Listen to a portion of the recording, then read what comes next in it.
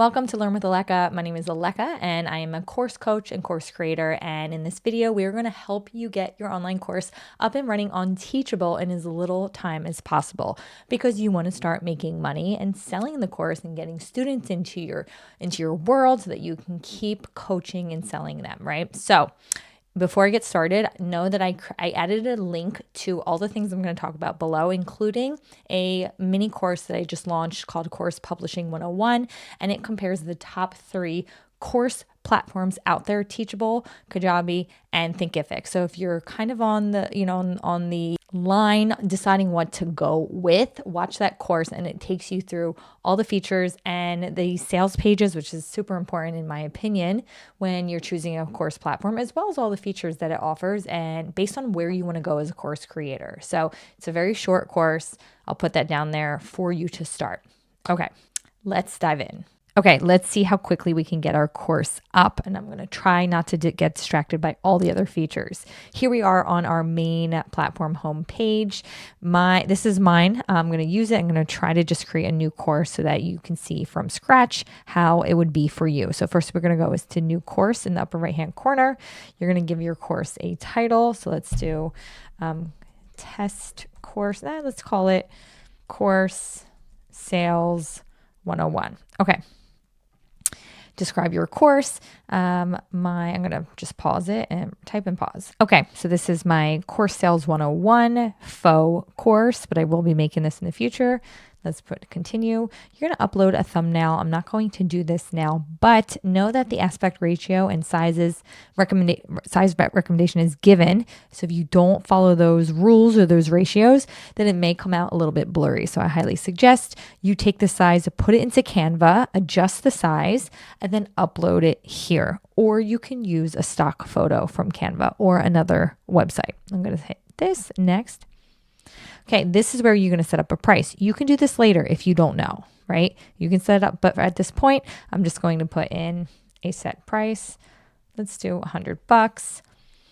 Then we can call this full payment. That's what I like to do. This is optional. You don't have to do that. And you can describe the plan option.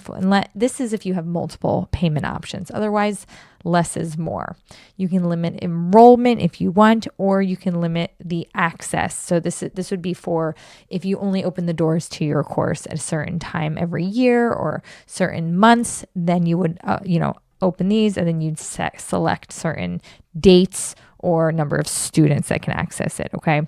This is a buy now, pay later option that is newly introduced by Teachable. I recommend you use this sparingly if your course is less than $100, which I do recommend to my students when you are creating your first course.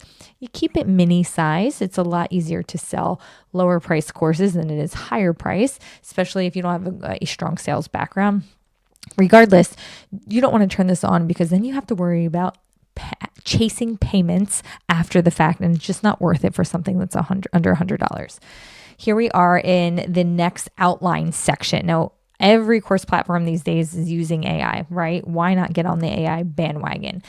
You can use AI if you want, but I suggest not. Why? Because it's going to spit out a whole outline with lessons, titles, modules that you will have to change. And if you are going into uploading a course without an outline already established, you're not doing it. Your order of operations is incorrect and you're doing it backwards. So I do not recommend generating with AI. I just like doing it from scratch, or you can do a bulk upload if you want. I'm just going to do it this way just for demonstration purposes. And here we are. We're almost ready to just start building out our outline and uploading our course. This box up here is going to be for our module. So what I usually do is module 1, introduction, and then I go straight to, let's name our lesson. So it can be lesson 1 and then type it out. So it can be why sales can be tricky. I don't know, just off the cuff here. You can save it, continue lesson 2 in my sales framework. Whenever you create a course, I highly, highly recommend having a set, unique framework or method or approach or system that you follow. Okay.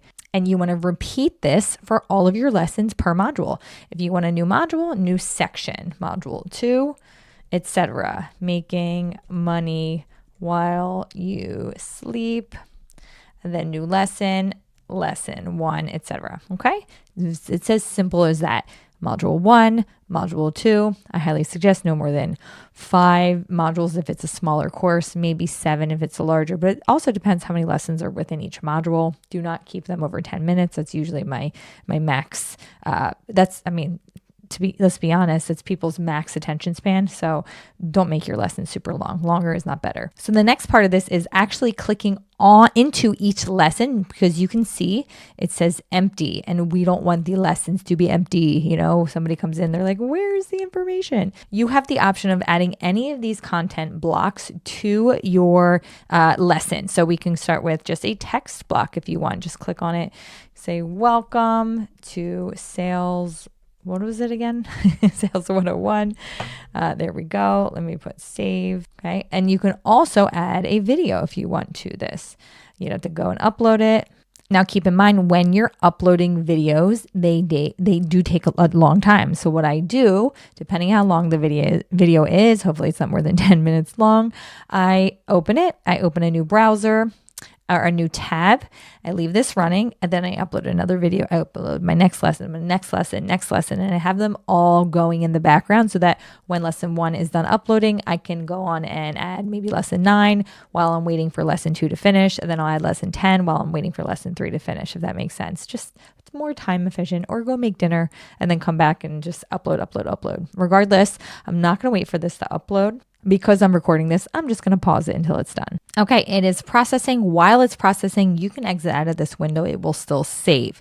Now, if you want to add a thumbnail for this specific lesson, you can. It's extra work. I would not recommend spending a lot of time doing that. It is important to scroll down while this video block is selected down here, and understand that you can auto-generate subtitles if you want. You can search languages if you want. You can also select the download option, which I do not recommend doing. You can have your course stolen and pirated on another website, which has happened to me in the past. The advantage to having this on is your students can download and listen or watch offline, but I don't think it's worth it personally, and nobody has ever complained. Maybe one person out of many that have asked for that option. So I don't think it's worth it, but it's a personal choice. Down here, you can allow student comments, which I like to do, and then once they comment, you get an email sent to you. It's a nice rapport that you can keep within this window, and then a public preview if you want to give a certain lesson away for free on your sales page. So I like to do this for maybe a mini lesson or an introductory lesson so that people can get a feel of that, oh, I'm a real person, that I know what I'm talking about. If you want to buy the rest of the course, you can buy it. Okay, so I'll leave those on for now. Understand that you can also add other content blocks. We didn't talk about the PDF viewer. This is great. I usually include a PDF with a lot of my lessons, as well as adding them at the end of the course as resources. You can add audios, like a book style, and talk about something. Maybe this would be better for visualization or meditation, or something where you don't have to physically show something. Other resources that are not PDFs. I don't usually, to be honest, use any other of these options. You can add a quiz if your content is quizzable. I feel like any content can be turned into a quiz, but I wouldn't make it mandatory for your students to do that. Upsells. This is a new feature that I love. It's awesome. Add an upsell. Maybe if I want to sell my other course for a discount, you can add it and then have that there, and it will show up. Of course, just for place saver, there we go. It will show up right below the module or the lesson itself, and you can refer to it in your lesson. Say, hey, click below if you want to grab, the course while it's discounted. And to do that, I would actually create a special discounted price for that course that you're upselling, if that makes sense. Okay, but that's pretty much it. You can add a bunch of different content blocks to each lesson. I wouldn't get it too crazy, but just know that it's available. And you can move the text below if you want the video to show first, and then the text. If you want the upsell to be on the bottom, you can move that down. It's nice to be able to do that. And then make sure that you publish the lesson when you're done uploading everything, okay?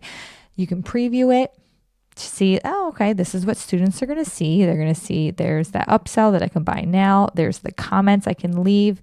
And oh, where's the text box? Over right here. Okay. And then they can continue as they please.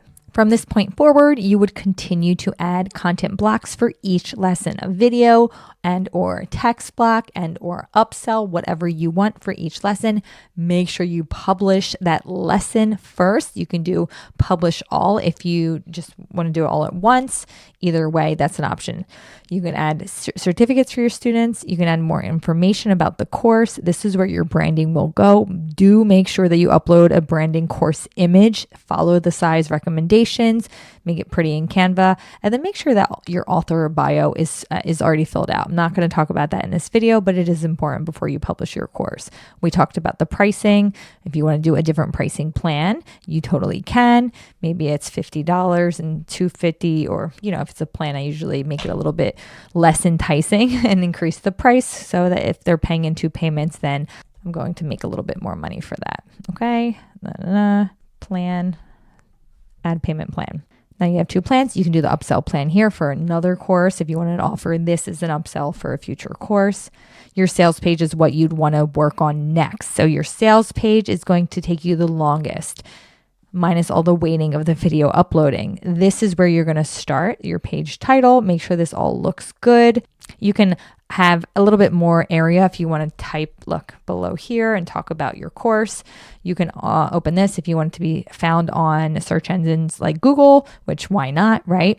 Once that's done, you're going to go down to your sales page, okay, and click edit. And this is where you're going to spend most of your time. I'm going to go now into a different sales page to show you what it will look like. This is my first sales page I ever made with Teachable. It took me longer than I wanted. And to be honest, I don't use it anymore because I use Samcart for my sales pages. But if you're just starting out, you do not need that. This is more than enough. I don't like it has a lack of flexibility. But let me delete those letters. But it has everything you need to sell courses to do its job, right? Know that the sales page is all in blocks. You see these blocks, you can grab it and move the blocks around. So if I wanted to pull that down there, do you see? I can pull it down there if I want to keep it on the top. I like to do an intro. I created this in Canva. I did a stock image as the background. I made it a little bit more translucent, and I added a logo over that that's slightly translucent. Can you see that? And it was done, right? Very simple. Okay. Don't go crazy. Okay. Don't spend all your time doing just this. People aren't going to care as much as you think. But what they will care about is the messaging. Okay. The aesthetics is one thing, but are the words selling? Is your message reaching who it needs to reach? So make sure your messaging is on point. This is a little intro. This is a subscribe newsletter. You don't have to have this. There's a little quote. Here's the course, what you're going to find in the course. I made this in Canva because obviously, like I said, Teachable is a little limited with its customization. Here's some testimonials, always include them. Here's some FAQs, always include them. And then the course outline. Here's the preview module or lesson that I'm giving away for free that we talked about earlier. And then at the bottom, are you ready? Let's enroll. And then here's my other products at the bottom. Okay. So that's really all you really need. Now let's go back here. There's 2 more pages, right? We said the product detail page. We have our sales page. That's where everyone's going to go to, right? This is what the link we're going to share with all of our future customers. The checkout page is where they go when after they click the buy now button. Okay. So this is checkout. You can add more testimonials to really lock in the offer. At this point, I wouldn't go crazy because they're already pretty committed. But if you have a testimonial, you can upload a photo of the student, add a quick one there, kind of like this, and be done with it. Okay. Teachable also offers an area to offer a money back guarantee. This is, again, personal preference if you want, if they have immediate access to all the information. I usually don't like this, but I would say 7 days, 14 days max if you do offer this. Then you're going to click save. There's one thing that I did not mention. If you go to information here, make sure that you publish your course. If you don't go here and publish it, and this link, keep this link, by the way, handy, because this is where people are going to access your course and be able to buy it. If you don't go there and publish your course, you're not going to be able to find it on your sales page.